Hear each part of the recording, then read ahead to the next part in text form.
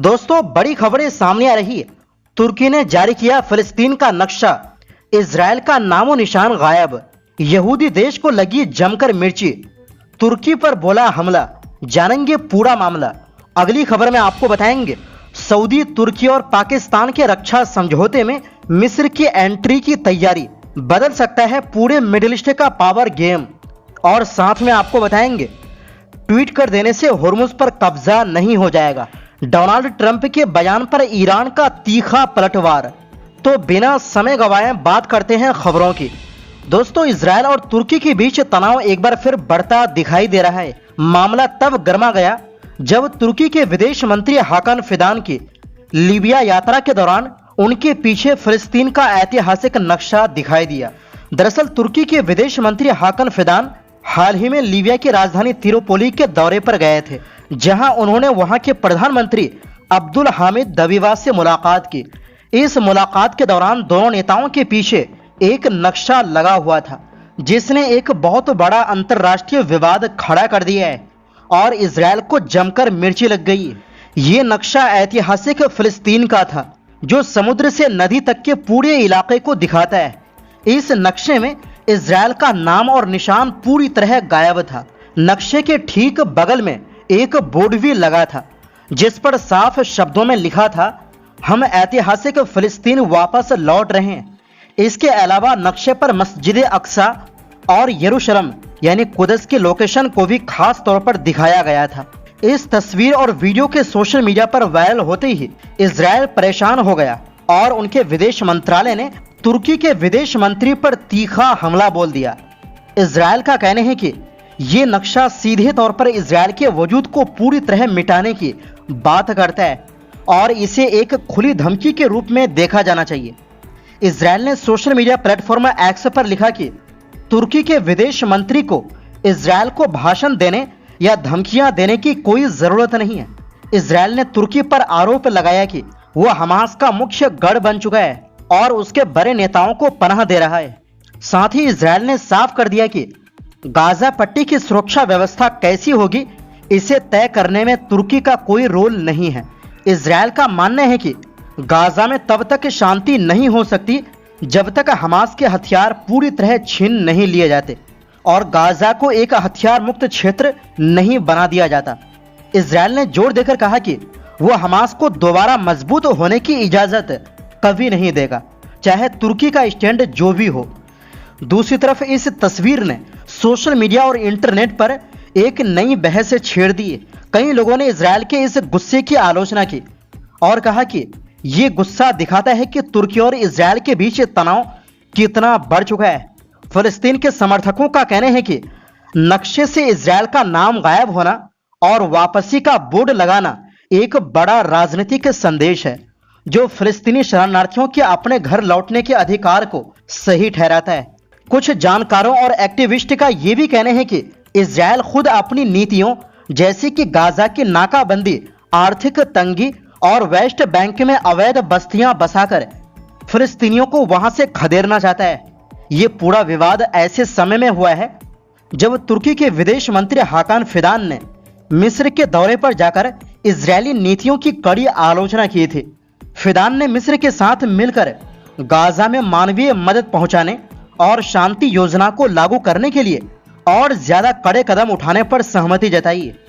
उन्होंने खुलेआम इजरायल के प्रधानमंत्री नेतन्याहू पर आरोप लगाया कि वो इंसानियत की गरिमा को ठेस पहुंचा रहे हैं और उनके फैसले पूरी दुनिया को भड़काने वाले हैं। तुर्की का साफ कहना है कि गाजा का मुद्दा अब सिर्फ मिडिल ईस्ट का नहीं, बल्कि पूरी दुनिया की सुरक्षा से जुड़ा एक बेहद गंभीर मामला बन चुका है।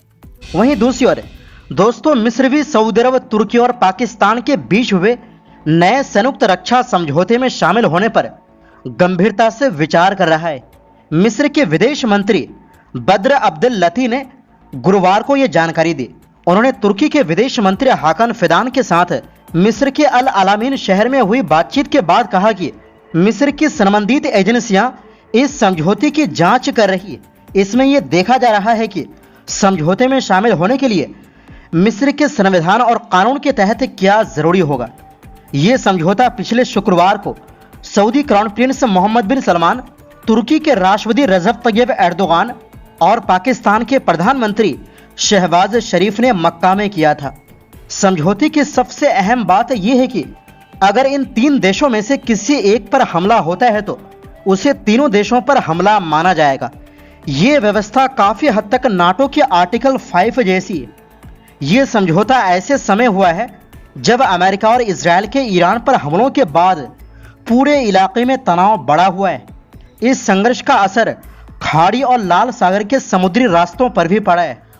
मिस्र के विदेश मंत्री ने कहा कि उनका देश सिर्फ इसी समझौते पर नहीं बल्कि दूसरे क्षेत्रीय सुरक्षा प्रस्ताव पर भी विचार कर रहा है। इनमें लाल सागर की सुरक्षा को लेकर सऊदी अरब का प्रस्ताव भी शामिल है। उन्होंने कहा कि इस समय पूरे क्षेत्र के सामने कई बड़ी चुनौतियां हैं, इसलिए देशों के बीच लगातार बातचीत और सहयोग जरूरी है। तुर्की के विदेश मंत्री हाकन फिदान पहले ही कह चुके हैं कि उन्हें उम्मीद है कि मिस्र भी इस नए गठबंधन में शामिल होगा। समझौता होने के अगले ही दिन उन्होंने मिस्र को इस गठबंधन का स्वाभाविक साझेदार बताया था। फिदान ने कहा था कि तुर्की, सऊदी अरब और पाकिस्तान पहले से ही मिस्र के साथ ऐसे सहयोग करते हैं जैसे वो एक ही गठबंधन का हिस्सा हो। उन्होंने माना कि कुछ तकनीकी मुद्दे बाकी हैं जिन्हें पूरा करने के बाद मिस्र के शामिल होने में कोई बड़ी रुकावट नहीं होनी चाहिए। इस बीच मिस्र और तुर्की ने अपनी बातचीत में व्यापार और आर्थिक रिश्तों पर भी चर्चा की। दोनों देशों ने आपसी व्यापार को बढ़ाकर 15 अरब डॉलर तक पहुंचाने का लक्ष्य रखा है। दोस्तों, अगर मिस्र इस रक्षा समझौते में शामिल होता है तो सऊदी अरब, तुर्की और पाकिस्तान के साथ मिलकर यह क्षेत्रीय सुरक्षा व्यवस्था और भी बड़ी और प्रभावशाली हो सकती है।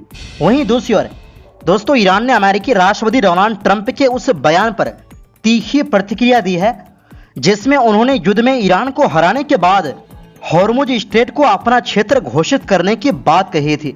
ईरान के उप विदेश मंत्री काज़ेम गरीबाबादी ने सोशल मीडिया पर ट्रंप को जवाब देते हुए कहा कि ईरान को किसी ट्वीट, युद्धपोत या सैन्य ताकत के दम पर अपना नहीं बनाया जा सकता। उन्होंने साफ कहा कि ईरान धमकियों से डरने वाला नहीं है और किसी दबाव के सामने झुकेगा भी नहीं। गरीबाबादी ने कहा, हॉर्मुज ईरान का था, ईरान का है और ईरान का ही रहेगा।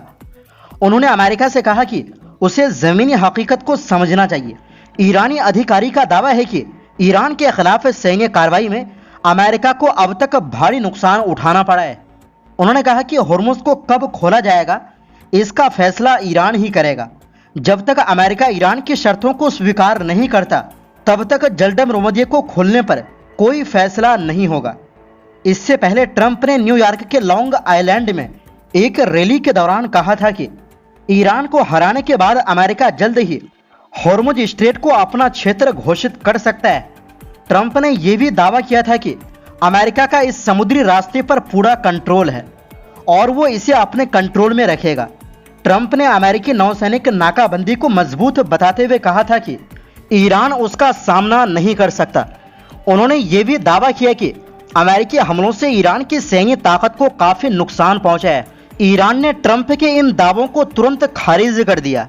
तेहरान का कहना है कि हॉर्मुज अभी भी उसके कंट्रोल में है और अमेरिका की शर्तें मानने तक इसे खोलने का सवाल नहीं है। तो फिलहाल के लिए इस रिपोर्ट में बस इतना ही।